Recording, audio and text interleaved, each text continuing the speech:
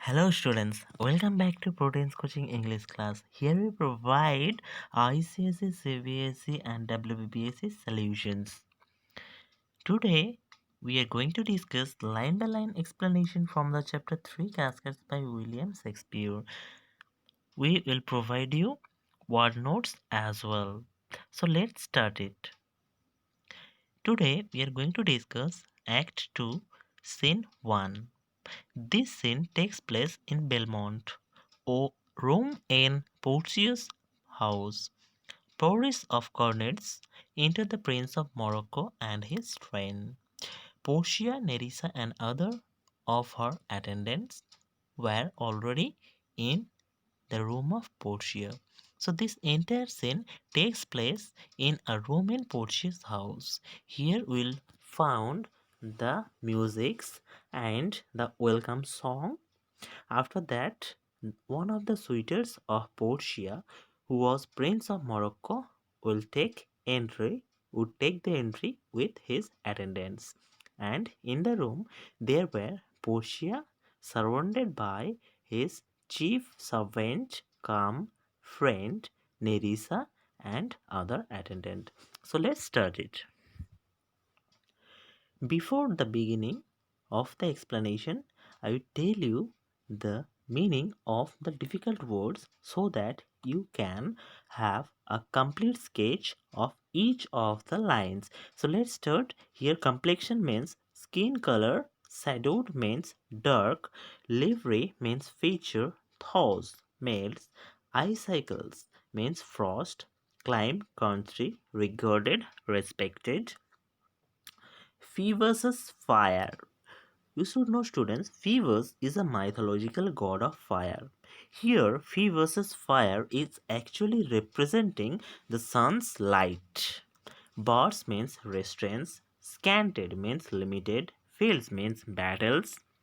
Here, Alcides means Hercules. Hercules is the Roman equivalent of the Greek divine hero Heracles, son of Jupiter and the mortal Acclaimine. In classical mythology, Hercules is famous for his strength and for his numerous far-ranging adventures. Now we are going to start the explanation. Here is the first speech of Act 2 Scene 1 spoken by Morocco. So Prince of Morocco will take his entry and will start his speech. So let's start it. Mislike me, not for my complexion, the saddle livery of the burned son, to whom I am a neighbor and near bred.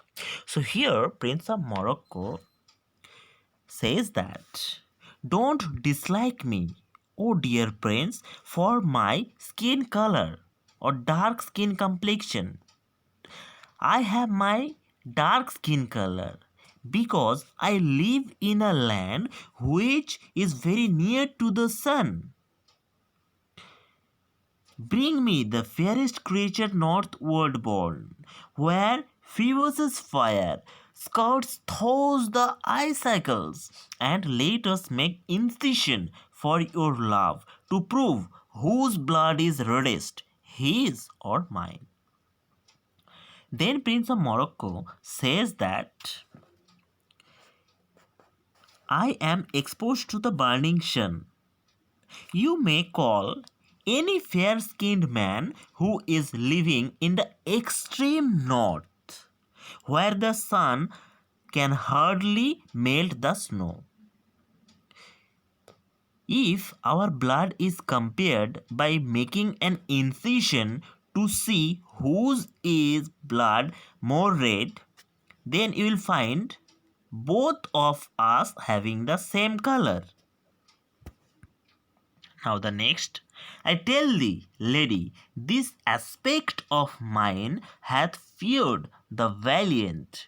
By my love, I swear, the best regarded virgins of our clime have loved it too.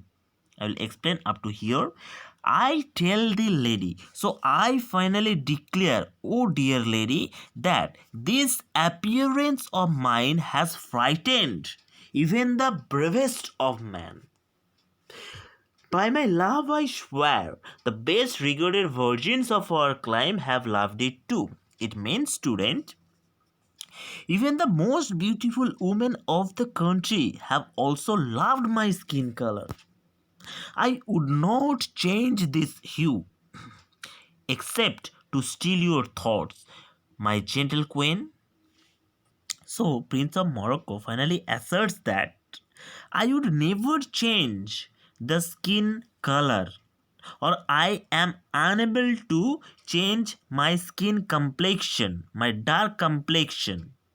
But I promise that I may win your love. I can steal your thoughts. Here, steal your thoughts represents means I can win your love. Oh, my gracious lady. Now we'll move to the next stanza. Now, in response to Morocco's queries or speech, Portia will say something. Here is the speech spoken by Portia. In terms of choice, I am not solely led by nice direction of a maiden's eyes. So here Portia finally says that so far as regarding the conditions of choosing a husband is concerned, I am not to be led by the attractive looks which can please a common maiden's eyes. Here, Portia is finally asserting that she is not one of the common ladies. She has some extraordinary qualities. So she can choose the husband from the inner capabilities of a person. Besides, the lottery of my destiny bars me the right of voluntary choosing. I have another problem, or I have something that is restraining me from choosing my husband of my own. My fate depends on the lottery system destined by my father, who is dead now. But if my father had not scanted means restrains me or restricted me, and hedged me by his wit to yield myself. His wife who wins me by that means I told you, yourself, renowned prince, then stood as fair as any comer I have looked on yet for my affection. Then, if my father had not restricted me to choose my husband, then, oh dear prince, you would have appeared as fair as any candidate to win my love, as any other suitor whom I have been not yet seen. So here Portia finally says that, oh dear prince, don't worry about your skin color. I am not a common maiden. I can understand who is a special person who has some extraordinary qualities or not. So you can stay carefree about that. If I would having the same opportunity of choosing my husband of my own, then the fair skinned man and the dark skinned man would have the same opportunity to win my love as well. So this is finally Portia's speech. Now we'll back to Morocco's speech. Now, in response to Portia's exclamation, Morocco would say the following. Morocco, even for that I thank you. Therefore, I pray you, lead me to the cascades to try my fortune.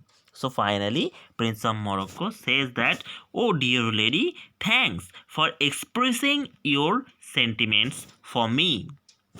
Hence, I would ask you to guide me to the casket so that I may try my fortune. By this scimitar that slew the Sophie and a Persian prince that owned 3 fields of Sultan Soliman.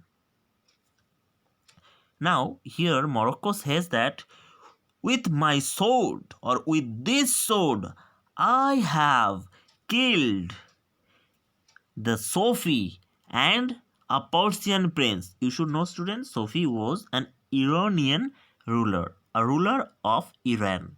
So here, Prince of Morocco says that with his sword he had killed or beheaded an Iranian prince, Sophie, and a Persian prince. Persian prince has won the battles with Sultan Suleiman for 3 times. So here Morocco was exclaiming about his bravery. He was trying to show how much bold he was. So here finally Prince of Morocco says that with his sword he had killed Sophie and a Persian prince, and this Persian prince had already defeated Sultan Suleiman for 3 times. Now he continues, I would ostrate the sternest eyes that look. So here he says that he can break every difficulties that will appear in front of him. Outbrave the heart most daring on the earth. He finally says that he can defy the bravest man in the earth, pluck the young sucking cubs from the sea bear. Next, he says that he can snatch away a sucking cub from the sea bear. Students, you should know that a sea bear is extremely dangerous when it is having its baby with it.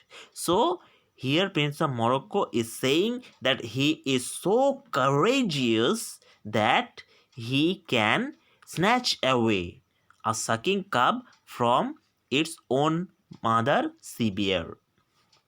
Here, mock the lion when he roars for prey to win the lady. So finally, Prince of Morocco says that he is so brave that he can mockery of the lion. He can make fun of the lion when it is hungry and roaring for its prey, means its victims.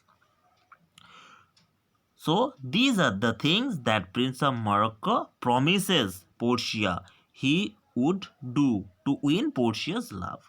But alas, the while. But there is a negative point too.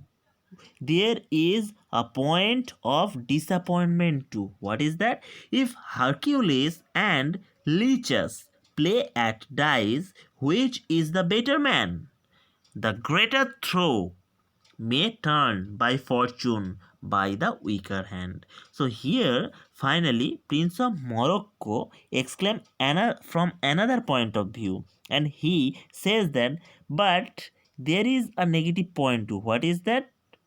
The present situation is very sad. Suppose Hercules is playing a game of dice with his servant Leges. Now, to prove who is superior, this completely depending on the greater throw. That means here, if Hercules and his servant Leches play the game of dice, the winning candidate is completely depending on the luck. That means here obviously Hercules is the superior person and Leches is his servant. But Hercules may defeat in the game of dice if Leches can have the greater throw. That means here Prince of Morocco is completely indicating to the dependence of our fate. So if from the weaker hand or if the greater throw is coming from the servant Leches, then Hercules can also be defeated in the game of dice. So here Morocco is saying that our luck is somehow dependent, or our activities is somehow dependent on our luck as well. So is Alcides beaten by his page. Page means servant. And so may I, blind fortune leading me. Means that which one unworthier may attain and die with grieving. So Prince of Morocco finally exclaims that I may also be beaten by the luck, or I may also be defeated by the throw of my luck as well, as Prince Alcides or Hercules can also be defeated by his servant in the game of dice. That means if luck does not favor me, then I can also lose your love, or I can also fail in choosing the right casket. So, in this way, some unworthier or invaluable person or a very low qualified person may attain your love by the greater chance of our fortune. And after that, I will be grieving, or I may leave the place, or I may die in regret. So, in this speech of Morocco, we come to know that here Prince of Morocco expresses his sentiments, and he tries to prove how much courageous power, or how much courageous he was. He was a very brave prince, there was no doubt. He had killed the Emperor Persia and a prince Suleiman as well. So here he also said that he had the capability of snatching away a sucking cub from the mother bear, and he can even challenge the hungry lion roaring for its prey. He has this kind of bravery, and he also attracts our eyes to another point of view, that if luck does not favor him, then he may lose the game of casket, or he will not be able to win the love of Portia by choosing the wrong casket. He gave another example of Hercules and said that suppose if Hercules and his servant Leeches is playing the game of dice, and if Leeches can have the better throw of dice, he can win the game of dice. So the greater man can also lose by the lower throw of fortune, or by the throw of luck. So here luck is another factor to win your love, dear Portia. This is said by Prince of Morocco, and he also asserts that if he fails in this game, then he would be dying in regret. That means it would be very much shameful for him. Now the next part of Portia, the response of Portia. Here's Portia says that you must take your chance and either not attempt to choose at all, or swear before you choose. If you choose wrong, never speak to lady afterward in way of marriage. Therefore be advised. So here Portia says that let whatever may happen, you need to take a chance to choose the right casket, or you must not try at all. Swear that you will never talk to a lady with an intention of marriage. So I would ask you to think it again. Next, we'll go to the last speech of Morocco. He says that, nor will not come bring me unto my chance. So here Morocco says that there is nothing to consider. Take me to the place so that I may take my chance. So this is Act 2, Scene 1. This is our part 1 for 3 caskets. In the next, we'll be discussing the next part of this chapter. So students, I hope you have understood everything up to this.